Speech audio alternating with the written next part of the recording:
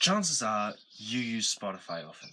It controls 31% of the music streaming market.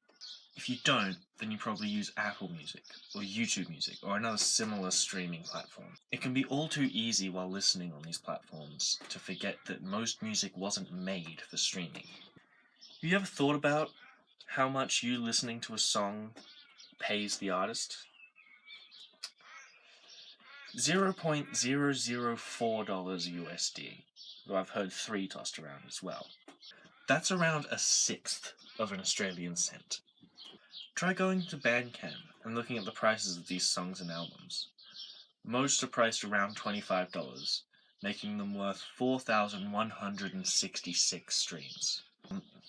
You will never be able to support an artist through streaming the way you could by simply buying their music.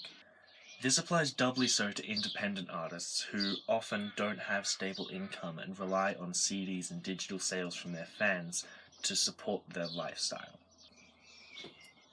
When was the last time you visited a band's website? Most will allow you to buy the music and listen to it without ads forever.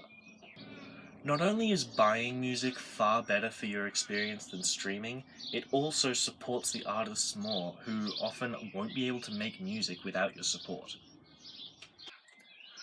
One of the biggest problems with streaming is that neither you nor the creator of the music has control over it, and essentially don't own it.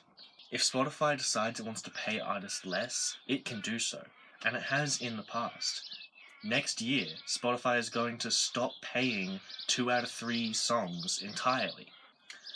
The only platform you can't be removed from is reality, so buy real music. I implore you to support artists in the real world. Buy their music, tell your friends about them, go to their shows. Another key issue that independent artists face is piracy. The morality of piracy is a whole discussion in and of itself, but the fact of the matter is, it harms independent artists, and they need your money. This all culminates in small indie artists rarely ever making much, if any, money, leaving many to leave the industry entirely. Take the Brobecks, for example. They were relatively popular within the Salt Lake City area between the years of 2003 to 2009, but they stopped making music due to a lack of interest. And though they do kind of continue on through I don't know how, but they found me, the Brobecks as an entity isn't making music anymore. So if you like someone's music, pay for it. Now, many of your favorite artists may be doing just fine. Big names like Taylor Swift, Dolly Parton, Doja Cat, they don't need your help. They have lots of money. If any of your favorite artists aren't household names, they are relying on you to keep them afloat. For the industry to improve, a lot of things need to change. Not least of those is the way streaming services treat their artists and how they're regulated. But there are also ways in which our attitude towards music needs to change.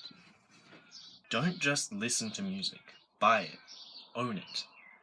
The day I was writing this, Spotify was down, and so no one could listen to their music.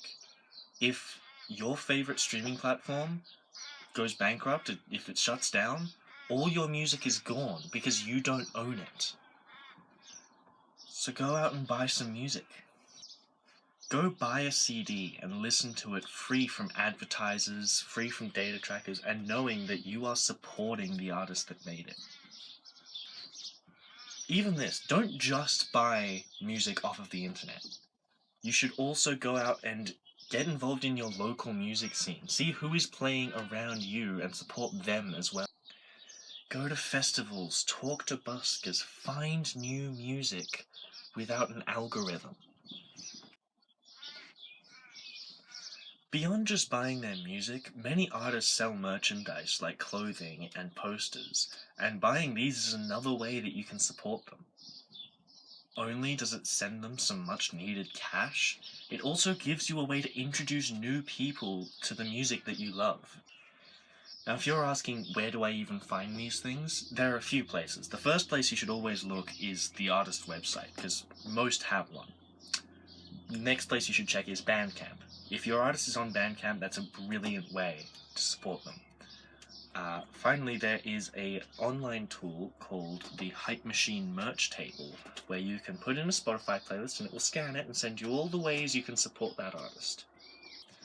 If you're finding this video on YouTube, this all sounds very familiar to you, because I'm not the only one complaining about this. It doesn't take much looking to find that everyone hates the way things are at the moment. But Spotify and Google aren't going to change without pressure. And as much as the industry itself really needs to change, the first step to doing that is changing the way we interact with music. You and me. If we stop listening to AI-generated playlists called blank vibes and start buying albums and listening to them without people being able to track that, then the industry will follow us. And I think that's the first step to making the world a better place for independent musicians. Go buy some music.